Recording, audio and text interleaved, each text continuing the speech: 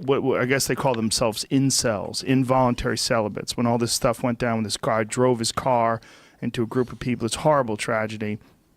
One of the things that you talked about with incels is that, and this was a part of the what was it? It was a New York Times hit piece. Yeah.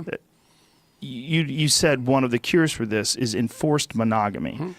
People decided, and I had never heard that term before, quite honestly, and I was like, well, what the fuck does that mean? It's a psychological term, and what it means is enforced by culture, that it is a good value. Monogamy, yeah, because Right. polygamous societies tend to become ultra-violent. Yeah. And that's been known in the anthropological literature for 100 years. And certainly leftist anthropologists were among those who discovered it. Like, the journalist knew perfectly well what I meant by enforced monogamy. She's not stupid. You use it as if everybody would understand it because you're an intellectual and because you're a professor and this is what you do. It was also 2 minutes out of a 2-day conversation. Yes, It's like, so it was something we just glanced over. Well, that was funny in some sense, because my sense is if you want to pillory someone, you should attribute to them views that someone somewhere has had. And the implication of that part of the New York Times article was that I wanted to, take nubile young women at the point of a gun under state enforcement and deliver them to useless men. It's like no one has ever believed that. So attributing but it sounds like that. It's the optics of that statement are very bad. But the question is, why wasn't there follow-up questions? And if there was follow-up questions to get you to define what you mean by enforced monogamy. Well, there were. They just didn't make it into the piece. Well, that's a real problem. Yeah, it's a real problem. That's a real problem because it's so ridiculous. Because it's an inaccurate definition of who you are. Well, one of the things I've said continually, and this is on record in multiple places, it's like, okay, so you're a young man, and all the women are rejecting you. Who's got the problem? It's not all the women. That's a bad road to go down. If all the women are rejecting you, it's you. We both agree on this, but why is enforced monogamy the solution for people that are involuntary celibates? Well, it's the solution to the relationship between men and women. Fundamentally, is monogamous social norms. These men are unattractive. If these men are unattractive, solution to them. But if these men are unattractive to women, I don't mean just physically unattractive. I mean women aren't seeking them as mates. They need to become men. Yes, they certainly do. That's the solution. That's the solution. Absolutely, and we both agree on this. So, yes, but they need to do that in a society where monogamy is the social norm. But isn't it the social norm anyway? Well, that was partly my point. Although, to the degree that we deviate from that, we tilt towards a more violent society. I was making a very minor point. I don't think they're related, quite honestly. I don't think that involuntary celibates, I don't think that having enforced monogamy as a part of our cultural norm is going to help those people. I really don't. It does. How's it going to help them? Well, because what happens is if a polygamous society develops, which is the alternative, then a small minority of men get all the women. That's what happens. Oh, okay, I could see that. That's the only point that I was making. This theoretical world where polygamous societies exist en masse, and then you do have this problem where there's a small group of men that are fucking all the women. But that's not what we're talking about. And also making the women unhappy, right? Because the women don't have any access to a genuine, intimate, one-to-one relationship over any long period of time. Which so is what the women want. It's the whole idea is that what's best the women for kids want too. that. Right, sure, if you have children. Right. But I still don't think that is why these men are involuntary celibates. And I don't think it's the solution to that. I think the solution is that they need to become attractive to women. Yes, that is the solution. Yes. There's no doubt about that. I don't think the two are related. Well, I was making a minor point. The minor point was that one of the ways that societies around the world have figured out that you keep young male aggression under control is by enforcing monogamous standards, because it gives everyone a chance in some sense. So that's the only point that I was making. Meaning it clears more women will be available for one-on-one relationships rather than one guy who is some, whatever, for whatever reason, some large figure in society. Yeah, well, you see this happening in universities where women outnumber men. So the men hypothetically have more sexual opportunity, but that isn't what happens. What happens is that a small minority of men have all the sexual opportunity. A fairly large minority of men don't. The women are unhappy because they can't find a committed relationship. It's bad for most of the men, and the men who have all the sexual opportunity get cynical. But isn't this in some ways against your whole idea of equality of outcome? Because you're talking about equality of sexual outcome now. If these men, if you have a guy like a LeBron James that's a dominant basketball player that just kicks everyone's ass, this is a guy who succeeded at the highest level, right? Well, there's going to be people like that sexually. There's going to be people that are better at finding mates, and this is what they enjoy. They enjoy having many mates. Yep, they enjoy being, yes, but if this is what they enjoy, if it's a man who doesn't want a family and enjoys dating multiple women, why is that bad? Well, I think the fundamental reason it's bad is because it's bad in the long run for children. It's bad for children if he chooses to have children. Yeah, well, that's it. Sense. But that's it. That's the fundamental issue as far as I'm concerned. Right. And I think it's the answer. Look, to give the journalist credit, that is the point she was making. You know, apart from pillaring me and caricaturing my perspective, that was the point she was making. Well, first of all, I'm not in favor of unbridled hierarchies.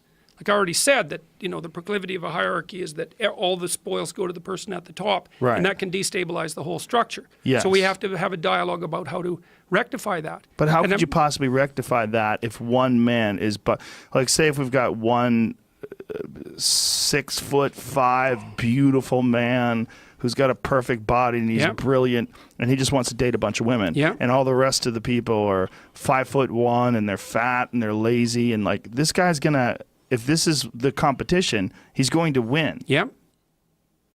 There's no way around this. And even if you decide to have enforced monogamy, where it becomes a popular thing, the women are going to be more drawn to him if he chooses to date them. They might decide, I would rather have him sometimes than never at all. That is actually what does happen. But what is wrong with that?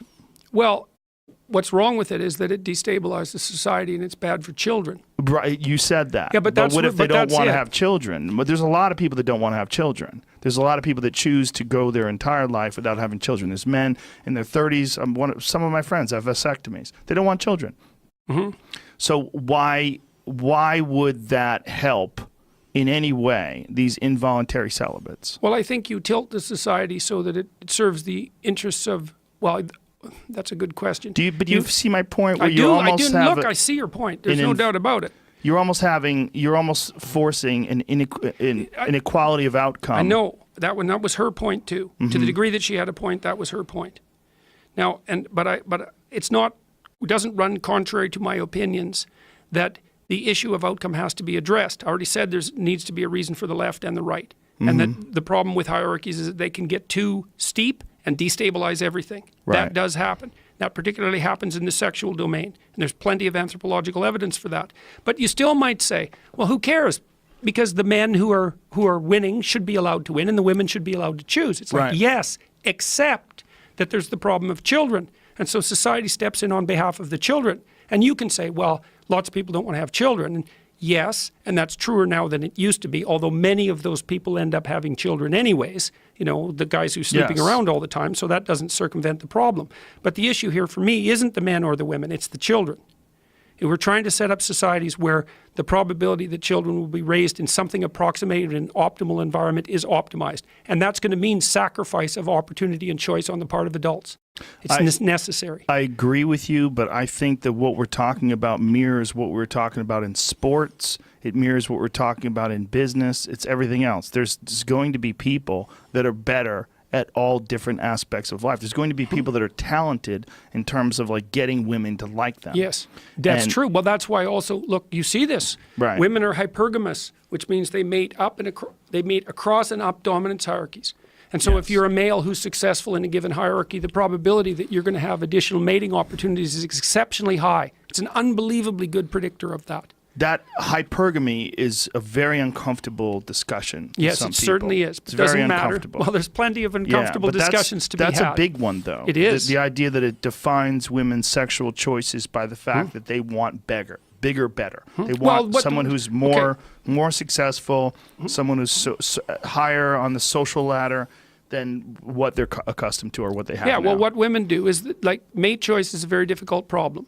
So how do you solve it? Well, here's how women solve it. Throw the men in a ring, Let them compete at whatever they're competing at. Assume that the man who wins is the best man. Marry him. Yes. It's a brilliant solution. It's a market-oriented solution. It's actually the solution that appears to have driven our evolutionary departure from chimpanzees. It's a biological solution. It's a biological solution, but it has a cost. What is the cost? Well, the cost is polygamy. And so we rein that in with enforced monogamy. And we do that in order to provide stable circumstances for children. Is a polyamorous society just as unattainable as this utopian Marxist idea? Yes, I think so, because it looks like, and this is another point I was making that didn't get covered in the article, although I wrote about it somewhat extensively on my blog, is that societies tilt towards monogamy across the world. It's human universal. Now, that doesn't mean that people don't have polygamous or polyamorous tendencies, because they certainly do. And it's certainly also the case that one of the ways that women gerrymander this system is that, like, the number of children who are in a, say you're married and you have children with your husband, but you also have an affair. And so you have a child by another man. That's more common than anyone suspected. So part of the way that women solve the problem that you're just describing, and I'm not saying anything for this or against this, this is a purely factual biological claim, is they pick a monogamous marriage and they cheat with high status guys. Now, obviously in the confines of the marriage, that's a terrible thing, but... That's a very uncomfortable subject, though, for women in particular. Well, it's an uncomfortable subject for everyone. Right, but it's a terribly uncomfortable subject. They don't like the idea that this is a common thing, that women choose a safe man that is willing to be monogamous with them, and perhaps maybe they're above him in a social class or in sexually, and then they'll cheat with someone who is above them. It's common, but it's not the norm. Right, it's still the norm not to do that. The norm is fidelity. Right. But there's plenty of exceptions. And this is enforced monogamy, culturally, the norm. This is the very definition Well, of enforced monogamy is this. It's like, okay, so my son's getting married in September. And so let's say he comes to me in a year and he says, hey, Dad, guess what? I've had 3 affairs in the last year and they've all been successful. I haven't got caught. Aren't I a good guy? What am I going to say to that? No. What the hell are you doing? That's not what you're supposed to be doing. That's enforced monogamy. Enforced monogamy meaning the people around you try to guide them in a way that you think is going to lead to a harmonious family life. It's built deep into the cultural norms, and if that starts to destabilize, then there's trouble. And that doesn't mean that it's not prone to all the problems that you laid out. Look, there isn't a bigger problem than successful reproduction. It is the big problem. And all of the solutions that we've generated for it are full of flaws.